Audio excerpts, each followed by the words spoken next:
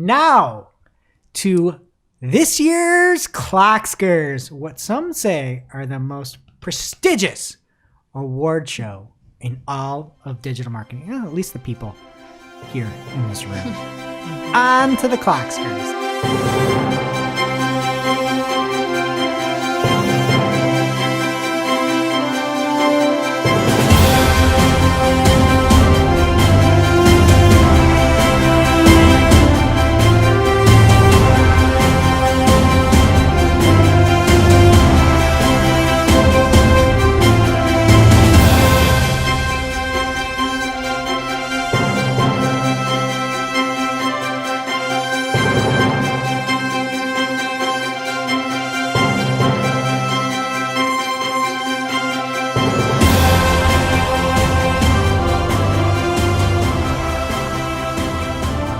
Hello and welcome to the 2020 Clockscar Award. Yay!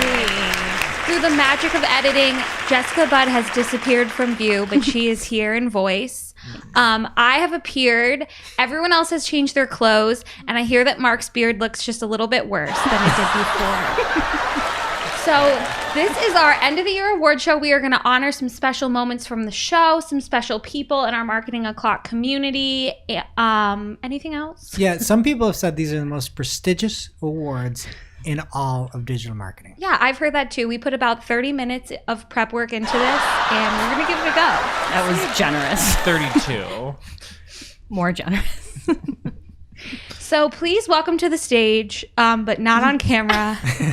Jessica Budd will be presenting our first award. Awesome. Well, normally I look dead with the lighting here, so I'm glad I can just be a ghost. The first category of the Clockscars of 2020 is Soundbite of the Year. And the nominees are Shep.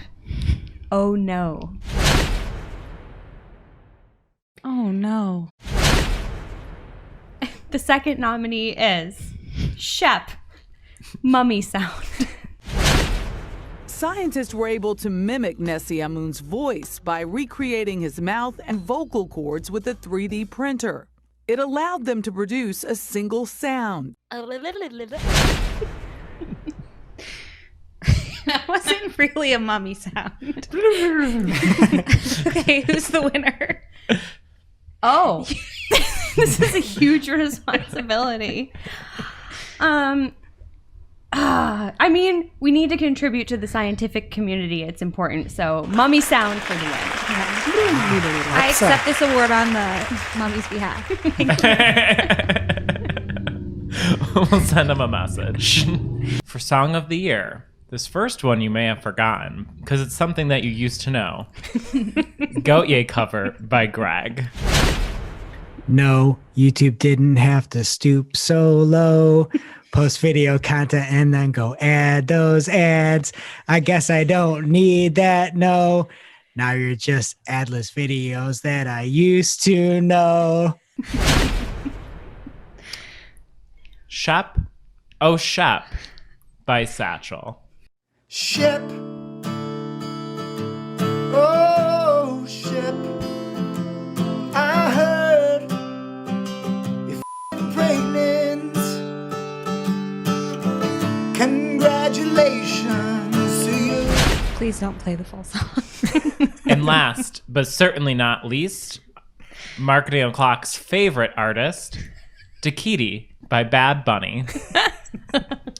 And the winner is Shep Oh Shep by Satchel. That wasn't even close. We'll have to send Satchel his award. I think Bad Bunny had a pretty good chance. I'm sorry, Greg. You won everything else this year. You didn't record a full-length song. It just wasn't fair. All right, and next up we have our most boring and over-reported story of 2020. And the nominees are election ads on social media ad platforms, the CCPA, Antitrust Drama, and TikTok getting banned in the U.S. This is a tough one. Can I decide on this? Yeah. Yeah. Ooh, they all suck. I'm going to go with CCPA. Okay. Yeah, I think I should get to accept this award because I was mostly the one who had to report on it. And we can also give some credit to Mr. Alistair McTaggart. Agree. Can't forget about him. Okay, so the next award, it's a really competitive one. This is for the best named update of 2020. This year had some good nominees, right? It's a neck and neck race. The most unique names I've ever heard. I don't know what creative team they have over there, but those people are wild. And the nominees are the January 2020 core update, the May 2020 core update. These are in no particular order. Actually, they are. They're Just in the calendar order. And finally, the December 2020 core update. I'm going to decide that the award is going to go to the December 2020 core update because I would just say it was the biggest surprise. I was really shocked by that name. But the category is best named, not biggest surprise. They had us on the edge of our seats. All right. Next category is the It's About Time Award. And the nominees are Twitter gets a frequency cap. Microsoft advertising finally gets LinkedIn targeting after promising it 2 years ago. The edit tweet option. Oh. We can get that. The organic Google shopping listings. And the winner is LinkedIn stories.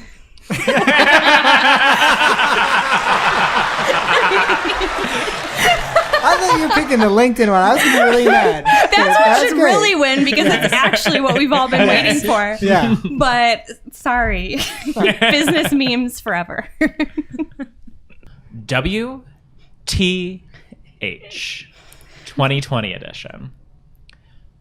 First up, Bloomberg.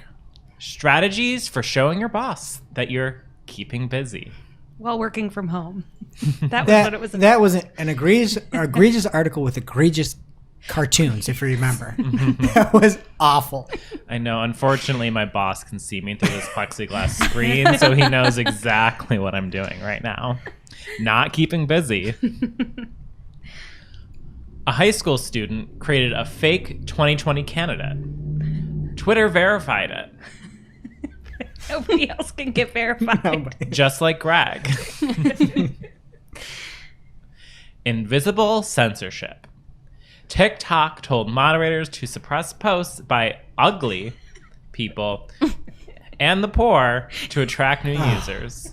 So terrible. Oh. And don't you dare have a crack in your wall. Yes. I have like Shabby flashbacks decor. from that. Shabby decor. Shabby decor. Oh my gosh. That was like right in the midst of the pandemic starting up and we had to report on that. It's like, what world are we living I think in? those two were like this, like right in a row. Ugh. I report on both of those.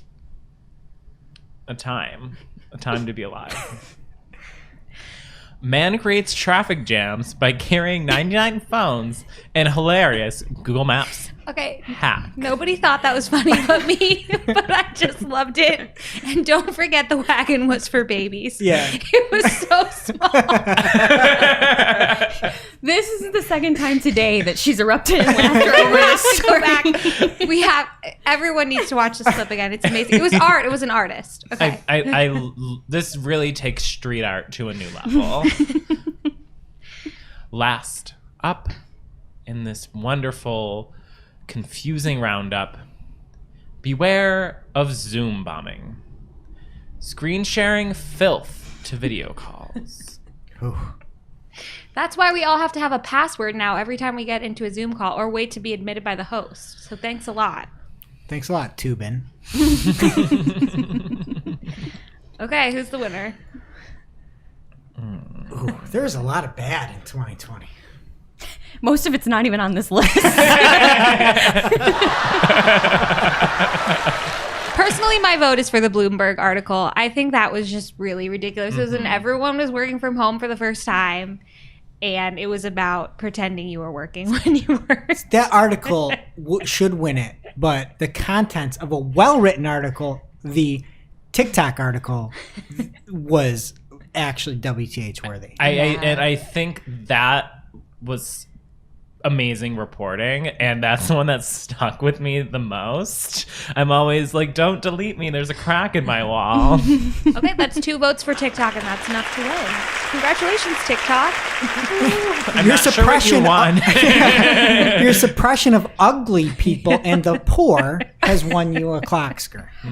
That's Yeah. sad. I can't say we're rich, but we are good looking. And now on to a very, very tightly contested category, the WOT of the year, the worst of all time of the year. And we have 4 different ad platforms vying for the WOT of the year. First up, Google Ads. Second, Facebook ads. Third, Twitter ads. And 4, Capterra. Now, everybody here is probably going to have to think long and hard about this. So let's take a little moment of reflection and let's go around the room and let's find out your votes. I think it is a little competitive. Yeah. It's very All I'm right. gonna need to sleep I on can't this. tell if you're being sarcastic. Can we record this part at a different time? I need to contemplate. No, we need your answers now, and let's start with Shep. Okay, Facebook is the runner-up, but it's Google. I'm going Facebook only because I just can't use it. And at least Google is telling us why it sucks. Way to be different, Joss, because the correct answer is Google Ads. It is Google Ads. Okay, there's the winner. And next up we have, speaking of Google Ads, we have the award for Google Ads Hates You of the Year. This was the news story that made it the most clear that Google Ads hates advertisers. Do we have enough time to fit this in? Okay, so the first nominee, this happened really early, but they announced that they were cutting support, not because of the global pandemic, but just because they hate us. They didn't give a reason. They made a point to say it was not because of the pandemic. That was great. It was All like via March. Twitter, right? Yeah, it was March. Like, wonderful. we're cutting customer support. Oh, no, it's not because of COVID. It's not because of COVID. Great. Love to see it. The next early front runner that was usurped later in the year, the Google partner changes announcements. That they would be looking at optimization scores as a reflection of your partner status. We just love that. And next we have the non-important search queries being hidden. Non-significant was the word they use. DST fees. Those happen in the same week. And finally, let's not forget about auto-applied recommendations. That was very traumatic for me to sit through that. And my vote for the worst Google Ads announcement of the year has to be the search queries being hidden, followed close behind by the partner changes. But search queries, they gave us absolutely no warning. Like, we just came in on a Monday and they were gone. And I'm going to go opposite. I'm going to go search partners because I think that forcing the hand of your agencies in order to be a partner and forcing them to do your bidding is actually evil. I have to agree with Shop that it's search queries because while like being a partner is a nice thing, like that badge isn't essential. They weren't really giving us that much at this point anyway, but not having those search queries really has a direct impact on performance. Yeah. Great. I mean, not like we need a swing vote, but can I just vote for that one too? Because it's garbage. And next up, we have the in memoriam section. We're going to take a little break to reflect on some things that we lost this year.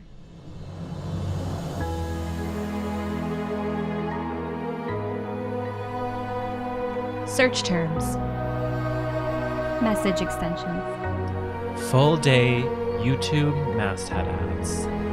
In-person events. The old Microsoft advertising interface. Google Ads Twitter account. Quibi. Greg's face without a glasses glare. Custom intent and custom affinity audiences. Gmail campaigns. Duplicated featured snippets. Our old studio, including the trains and the gentleman upstairs. The last few social media networks without stories. Facebook support? Or was that last year? Mr. Peanut. Hugs. The Marketing O'Clock Bite account. Rob Leathern's DMs. No follow. Actually, no following. Facebook's forced campaign budget optimization migration. Facebook's 28-day attribution window. Never mind. Political ads on Twitter. The Google Gallery Ads Beta. The ability to prevent ads from showing on your YouTube videos. Reasonable Google Partner Program requirements. Google Play Music. Google Nest Secure. Hire by Google. Our bad audio. Hooray. We lost so much. All right, our next category here at the Clockscars 2020 is Rant of the Year. And the nominees are Shep versus Rob Leathern. In product reporting, tools, appeal flows. Is that a thing? They don't have appeals. They don't work. And then he has links with places to start. And he also like pinned it to the top of his profile. Like he's basically just like, stop talking to me. Greg on search queries. RIP. I love Google Ads despite my criticism. I love it. I love it. I love it. It's helped us create a company. It's helped us make so much money for our clients.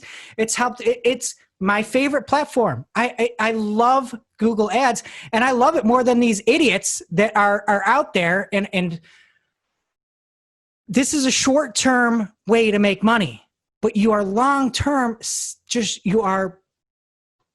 You're bloating this platform. We love Google Ads for the granularity and the data. We're not going to have data anymore. It's like you're championing this and saying this is the best way to advertise, and you're taking this all away. Google has this golden goose, and it's AdWords, aka Google Ads, whatever you want to call it. And they're like, this thing is making us money. Look at us. Look at our stock price. This thing's awesome. This is great. And then somebody set this up and is so proud of this golden goose that keeps laying these golden eggs. And then somebody gets hired on to the ads team, and it's like, you know what people like? Faux gras. Let's do that, right? What? We're gonna take this golden goose and we're just gonna start cramming down. We're gonna make the partners force these changes on their clients. Yeah, that's a great idea. Let's get rid of exact match, but let's call it exact match so people don't know it's not exact match. Let's make broad match anything under the planet, even if it's not a real match. Like, let's make close variants be things that have no freaking match for, it's not remotely close. Let's do that. That's great. And then it's like, oh, you know what? Yeah, let's get out an auger here and let's take all the search terms and just force more changes down this goose.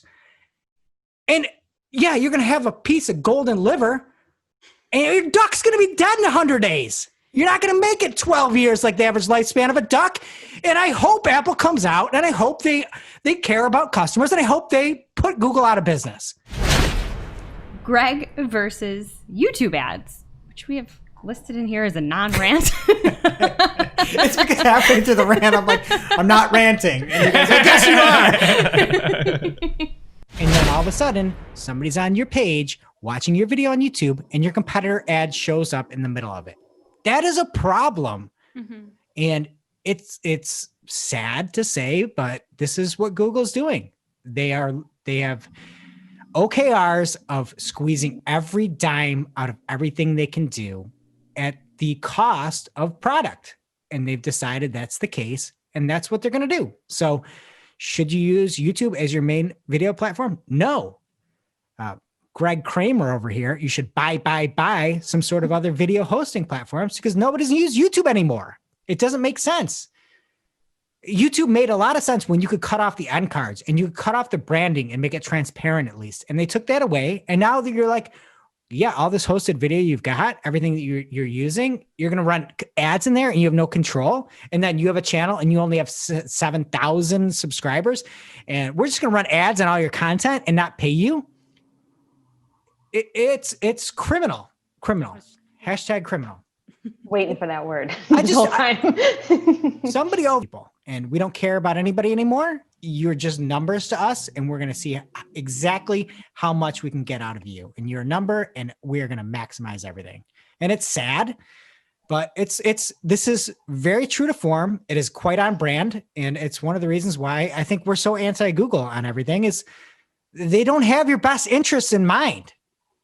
And I'm not going to rant because all I do is complain about this, but it's just so sad. I hate to tell you, but you are ranting.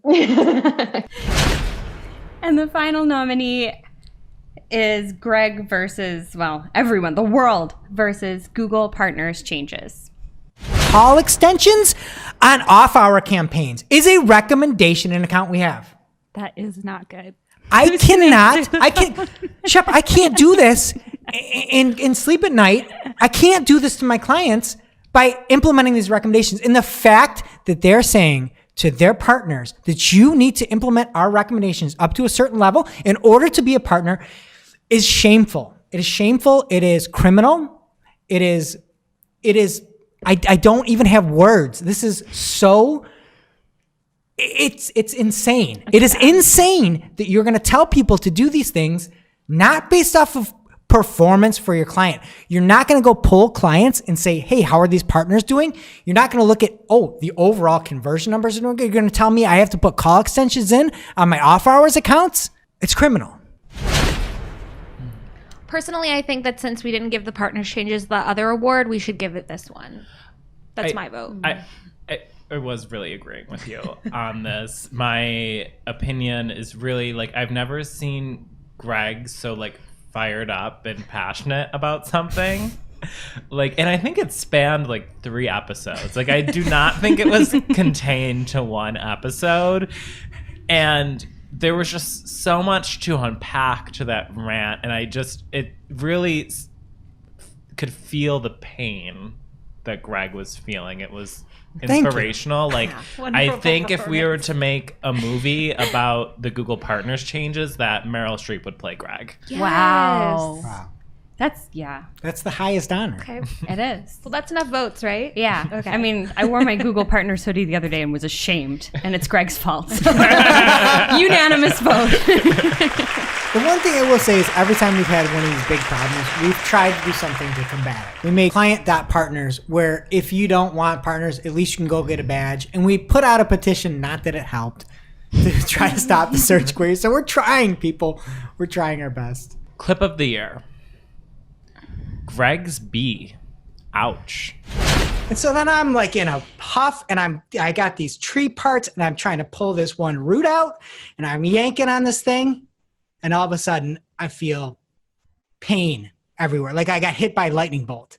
I was pulling a root out from a yellow jacket nest and I got stings all over me. I start running around. My dad has a chainsaw. I'm trying to get him to cut the chainsaw. Every second I'm getting stung by a bee and I've got a yellow jacket in the back of my shirt and it's stinging me. And I'm cut the chainsaw. I'm getting stung. And I felt, I got an instant headache. I got so many stings, dozens of these stings, because I guess it could keep stinging. They're not like an ordinary bee. Chicken dinner / pimple popper. And RIP those followers that we lost. If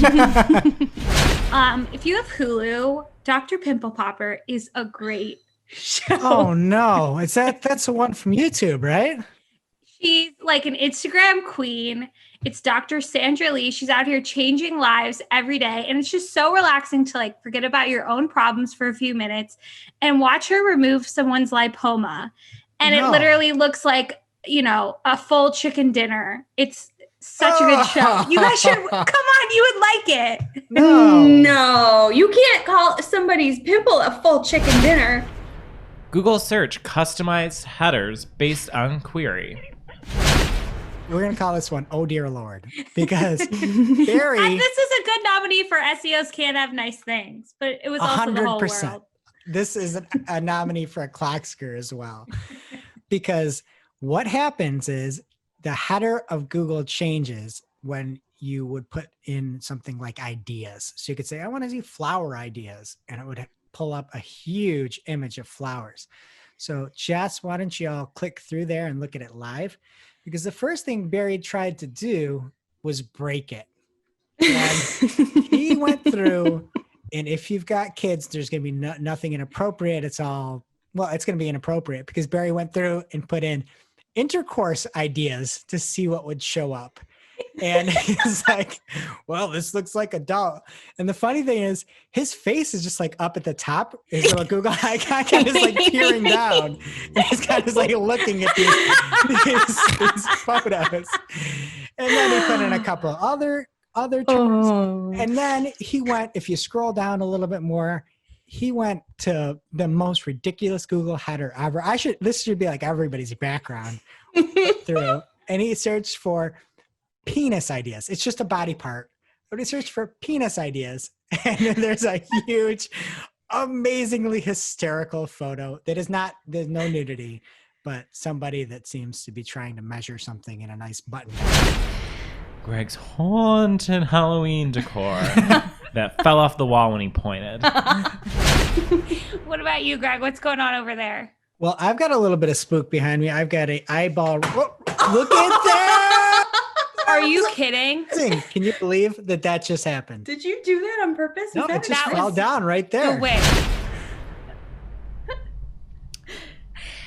I do want to bring up the customized headers again. That was an amazing moment. That was maybe one of the most incredible threads I've ever seen on Twitter in all of my time.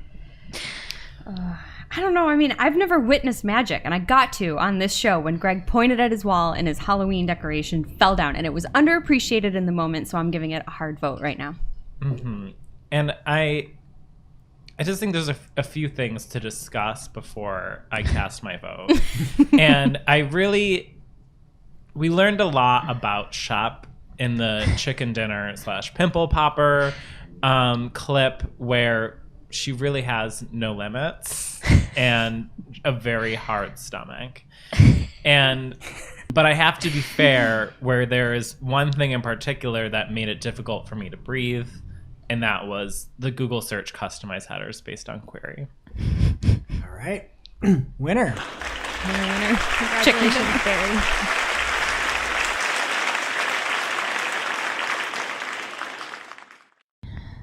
All right, now on to our individual awards here. And first up is the best SEO follow on Twitter. And the nominees are Glenn Gabe, at Glenn Gabe. Barry Schwartz, at Rusty Brick. Aleda Solis, at Aleda. Marie Haynes, at Marie_Haynes. And the winner is, in a landslide, Glenn Gabe. BFF of the show 2019. Great. And our next category is for best PPC follow, and the nominees are Sir Stephen Johns, at Stephen Johns 21, Ginny Marvin, at Ginny Marvin, PPC Kirk, at PPC Kirk, or Susan Wenograd, at Susan E. Dub. I would just like to point out that I knew all of their handles by heart. Well, also, you called Kirk Williams PPC Kirk. You're like, PPC Kirk. He is PPC Kirk. I know. But you know their handle because that's what you call them by. Yes. And the winner here is a clear one, although we have some great nominees. It's Sir Stephen Johns. 21 got another one. He is always noticing things happening in Google Ads, sometimes LinkedIn, before anyone else, sometimes months and months before it even hits the news. So thank you, Stephen. And we will accept this award on your behalf. No, we can try to send it to you. Thanks, Stephen. The next category is best social follow. And the nominees are David Herman, at Herman Digital. Andrew Hutchinson, at Ad Hutchinson. 2 nominees, 50-50 shot. Ad Hutch coming in clutch. He writes every single article we've ever reported on in the social lightning round. Reliable. He can't not win, although at Herman Digital, props to you. You're in good company. If there's less than 3 Andrew Hutchinson articles in the social section of this show, it's a slow news week. This next category is made of sugar, but mostly spice.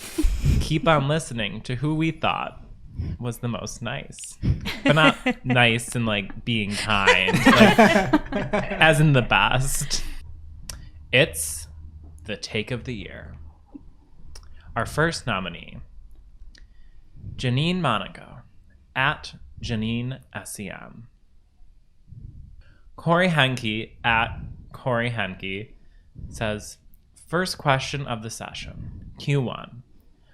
What would be the advantages of testing video on YouTube versus Facebook? To which Janine says, not having to deal with the Facebook interface. Our next nominee comes from Joe Martinez at Milwaukee PPC on Twitter. And he has a tweet that says, email I just received from a Google rep who I've never talked to before. So helpful and in line with my client's goals. And he went out and showed the receipts. And the email says, I'm going to read the portion of the recommendations. Please consider this as a follow-up to the first one I sent. Together with this email are a few other recommendations that would be beneficial to your account. And they are as follows. Raise your budgets. Warm regards. The warmest. Amazing. Coming from That was great timing.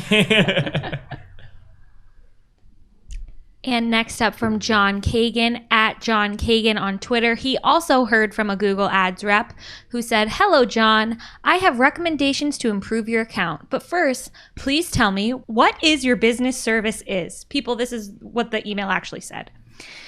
John said, I am trying to sell a vineyard. Google said, what kind of services is a vineyard?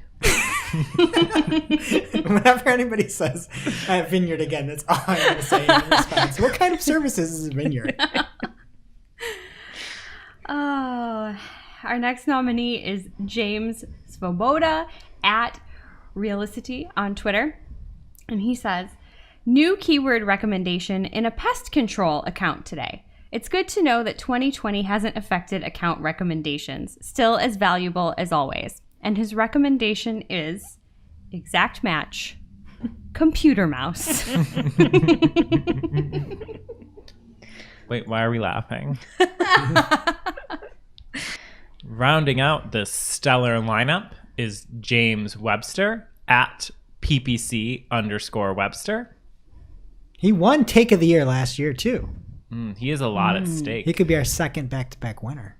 That is a high honor to win a Clockscar 2 years in a row. You can't get much better than that. His take and nominee for Take of the Year. Hey, at Google Ads, I've just found a useful recommendation. Top recommendation for you. Don't pass on the 2% digital service tax to advertisers. Plus 100% optimization score. Businesses have already had to close stores and make redundancies.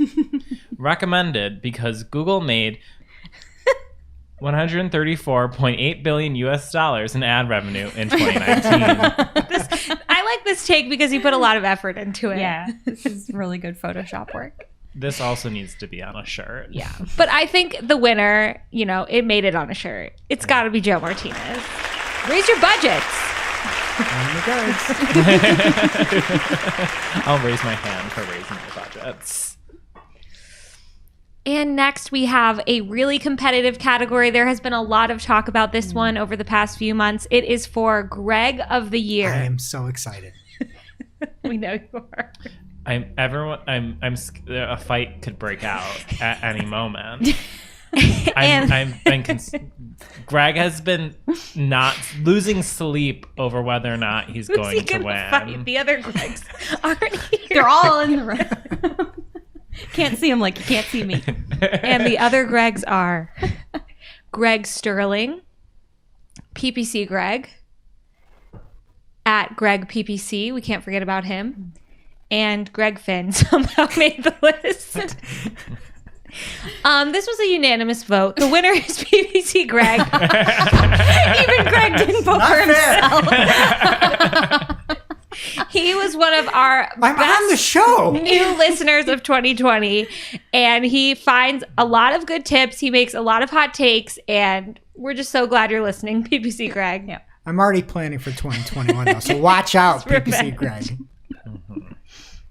You can bribe the host.